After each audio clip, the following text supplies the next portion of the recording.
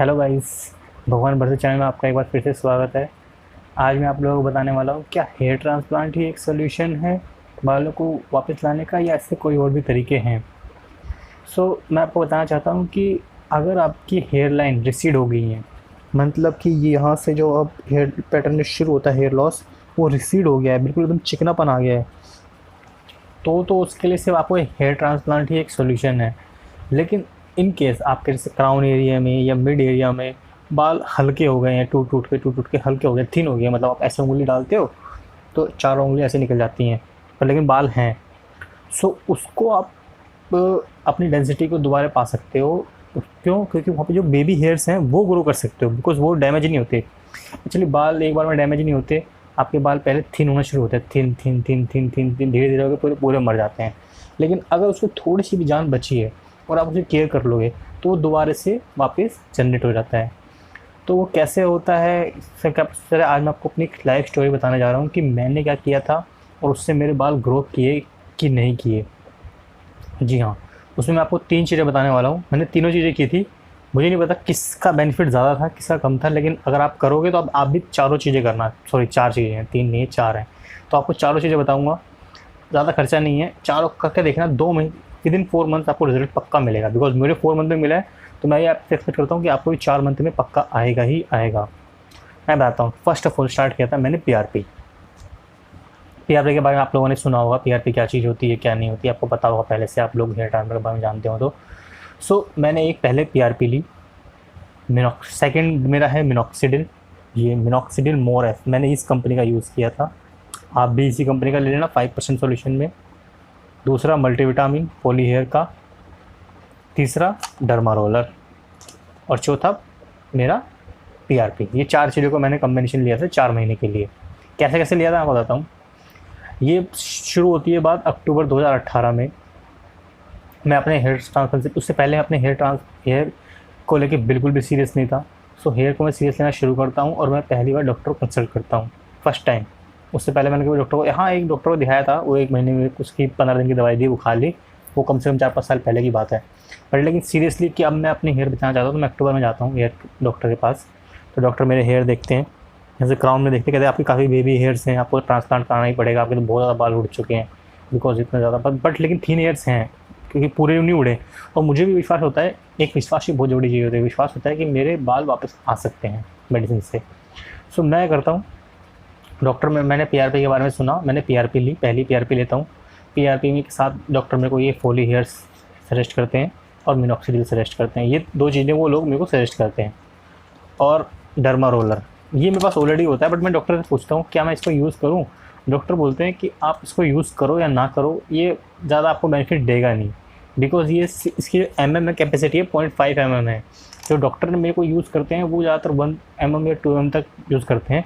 लेकिन मैं आपको रिकमेंड करूँगा कि अगर आप भी हो मेरी तरह नॉर्मल इंसान हो और घर में यूज़ करना चाहते हो तो सिर्फ 0.5 तक का ही यूज़ करो, बिकॉज ये टोटली सेफ़ है 0.5 तक। लेकिन उससे ऊपर यूज़ करने में बहुत ज़्यादा केयर करनी पड़ती है, बिकॉज वो स्किन को डैमेज करता है, ब्लड भी निकलता है। इसमें कोई ब्लड नहीं निकलता, कुछ नहीं करता, क्योंकि इसकी सुई बहुत ज़्यादा पतली है। एक तरीके से वैसे मसाज टाइप, जैसे मसाज का फंडा होता है ना, मसाज करते हैं तो यहाँ पे ब्लड फ्लो बढ़ जाता है, तो चंपी करते हैं तो हम लोग ऑयल अच्छा ऑब्जर्व होता है। तो वही फंडा ये है कि मिनॉक्सिडिल में यूज़ करने से पहले मैं डर्मा रोलर यूज़ कर लेता था, तो इससे इसका इफेक्ट बहुत ज़्यादा बढ़ जाता है। अब मैंने कैसे कैसे यूज़ किया आपको 4 महीने में आपको बताता हूँ। अक्टूबर के महीने में अपनी पहली पीआरपी लेता हूँ। पहली पीआरपी लेने के बाद मेरे को ये 30 दिन की टैबलेट दी जाती हैं और साथ में मोरएफ होता है। ये 1 मंथ के लिए कोर्स होता है, ये दोनों मेरे को यूज़ करने होते हैं। पर मैं इन दोनों को ख़त्म चलाता हूँ 2 महीने तक। जी हाँ, 2 महीने तक, बिकॉज़ ये मेरा डेली खानी होती थी, तो मैंने ये कभी छूट जाती, कभी खा ली, कभी छूट गई, कभी खा ली। ये भी 2 टाइम लगाना होता था, तो किस दिन 1 टाइम लगा, किस दिन 2 टाइम लगा, इस तरह से ये रह जाता था। और जब भी ये लगा रहा हूँ उससे पहले ये डर्मा रोलर यूज़ करना है, डर्मा रोलर ज़रूर यूज़ करना है। इसको यूज़ किया, मिनॉक्सिडिल लगा लिया, इसको यूज़ किया, मिनॉक्सिडिल लगा लिया। तो ये था। और फिर 1 अक्टूबर के बाद फिर मैं नेक्स्ट पीआरपी लेता हूँ तुरंत नवंबर के अंदर।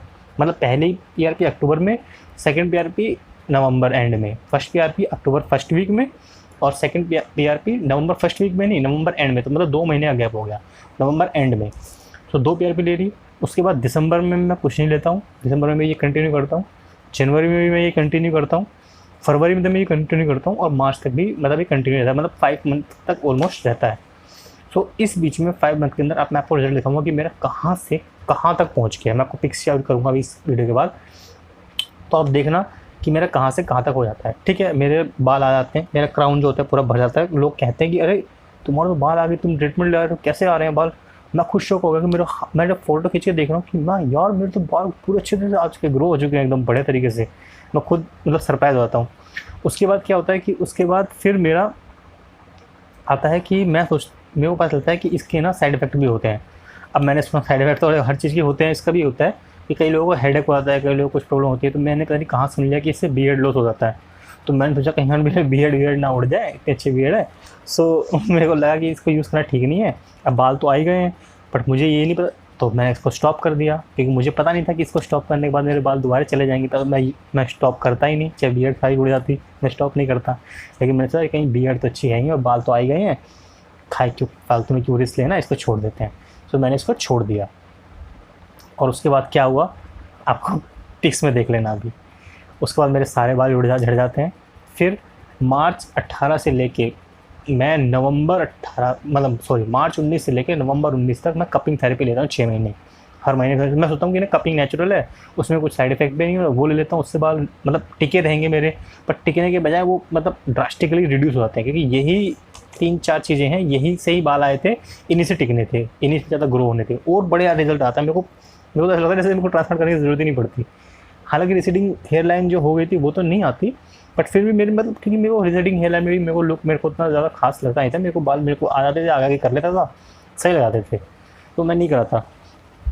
तो फिर क्या हो गया, फिर नवंबर में जाके फिर मैंने देखा कि मेरा कपिंग थेरेपी से कोई रिजल्ट आ नहीं रहा है। सो मैंने कपिंग स्टॉप करी एंड दोबारा बैक टू द पवेलियन। फिर मैं दोबारा मोर ऐप खरीदता हूँ अपना केमिस्ट से जाके, इसे खरीदता हूँ। ये मेरे पास पहले से पड़ा ही हुआ है, कभी साफ आप तो कर लेता हूँ कर लेता हूँ, साफ कर लेना चाहिए, बहुत हाइजीनिक होता है ये। वो 0.5 mm का, इसलिए अंदर तक जाता नहीं है, इसलिए कोई इन्फेक्शन नहीं होता। अगर आपने 1 mm का ले लिया ना और जितना गंदा रखा है जैसे मैंने इसकी हालत कर रखी है, तो आपको इन्फेक्शन वगैरह हो सकता है। सो टेक केयर करना अगर आप इसको होगा तो। ज़्यादा महंगा नहीं है, 400-500 रुपये का आता है, फ्लिपकार्ट से ले लेना। और ये भी 500 रुपये तक की आती है, फुल ईयर महीने में चलने वाली चीज़ है। और ये भी 500 रुपये का है, तो 500 1000 रुपये का एक खर्चा ये है, और आपका 1200 रुपये का ये है। तो अगर आप ये मतलब 1200 रुपये का खर्चा अगर सामान ले लोगे और आप इसके थिन हेयर जो आपके थिन हैं वो आपके बहुत अच्छे से आ जाएंगे। टूटना तो पहला 10 दिन के अंदर ही बनना बंद हो जाएंगे, टूटने तो आपके 10 दिन में बंद हो जाएंगे, उसको आने शुरू हो जाएंगे। चलो अभी आपको पिक्स दिखाता हूँ, उसके बाद कैसे होंगे तो पिक देख लेना। हाँ लेकिन एक चीज़ हो रहा है, अब कुछ भाई मेरे सोचेंगे कि भाई ये पिक्स कहीं तुम फेक तो नहीं दिखा रहे, कैसे दिखा रहे हो भाई, फेक वेक तो दिखाना है नहीं, जो है सच है। उसके बाद अब मैं आपको एक चीज़ और दिखाऊंगा। नवंबर से के बाद जब मैंने दोबारा शुरू किया तो क्या मेरे बाल आए। इस बार मैंने पीआरपी नहीं लिया, नवंबर 19 के बाद फिर मैंने दोबारा स्टार्ट किया ये तीनों चीज़ें। उसके बाद फिर मैंने अभी ट्रांसप्लांट कराया हाल ही में। कब कराया मैंने, 27 अप्रैल को। तो अप्रैल में जब मैं अपनी ट्रांसप्लांट की एक वीडियो भी लास्ट में डाल रहा हूँ, उसमें भी देखना कि मैं ट्रांसप्लांट कराने से पहले जब मेरी वो वीडियो बना रहे हैं, कवर कर रहे हैं, तो जो क्राउन एरिया है उसमें बाल ग्रो होने शुरू हो गए थे दोबारा से पुराने वाले तरीके से। तो मतलब अगर 27 अप्रैल की जगह पर अगर मतलब मैं और 2 महीने इसको कंटिन्यू करते रहता तो मेरा क्राउन एरिया में भर जाता, पूरा फिर से भर जाता। हालांकि अब भी भरेगा, बिकॉज ट्रांसप्लांट तो अभी क्राउन एरिया में हुआ नहीं है। जो भी ट्रांसप्लांट हुआ है फ्रंटल एरिया में हुआ है, यहाँ से लेकर यहाँ तक हुआ है, पीछे तो ट्रांसप्लांट हुआ नहीं है। लेकिन मेरे को 100% श्योर है कि वो पीआरपी जो मेरे को लेनी है वो उससे हो जाएगा। ठीक है, तो अभी आप मेरी इमेजेस देख लो, बाकी फिर ये मेरे पीआरपी से पहले की, ठीक है, और ये फर्स्ट पीआरपी के बाद की 15-20 दिन बाद की दिखे ये, और ये मैं सेकंड पीआरपी लेने जा रहा हूँ। 2 पीआरपी बैक टू बैक हो चुकी हैं इसमें, और इसके बाद सीधा 2 महीने बाद के रिजल्ट ये है। और ये देखो इसमें भी 2 दिन हो गए हैं, सिर्फ मिनॉक्सिडिल्स और मेरी दवाइयाँ चालू हैं। और ये देखो मार्च तक आके कैसा रिजल्ट आ चुका है क्राउन पे, अनबिलीवेबल। और फिर शेडिंग होने शुरू हो चुके हैं बाल दोबारा से पहले की तरह, धीरे धीरे सब कुछ स्टॉप कर चुका है। इस टाइम पे मैंने सब कुछ बंद कर दिया, कुछ मैं नहीं ले रहा हूँ, और धीरे धीरे वॉश होते ये स्टेज आ चुकी है। एंड देन ये मैं दोबारा से गंजा होता हूँ, दोबारा ट्रीटमेंट शुरू करता हूँ। और इस बार मैं कपिंग का सहारा लेता हूँ और बैक टू बैक कपिंग कराता हूँ अगस्त, सितंबर, अक्टूबर, नवंबर में। बट नवंबर तक आते आते मेरा रिज़ल्ट अच्छा आने के बजाय और वर्स्ट हो जाता है। देखिए नवंबर में क्या हो गया, ये देखो कितना ज़्यादा बॉल्डनेस बढ़ चुकी है। फिर नवंबर के बाद मैं दोबारा डिसाइड करता हूँ कि I should go back to the minoxidils and poly hairs only. So again I had start and then here see the results. जनवरी दोबारा मेरे बाल आने लगे हैं एंड फरवरी में फिर से मेरे बाल आने लगे हैं and see the March this one result. और अप्रैल तक आते आते मेरे बाल से और थोड़े थोड़े आने लगे हैं और ये लास्ट 27 अप्रैल की फ़ोटो है जो मेरा ट्रांसप्लांट से एक दिन पहले की वीडियो।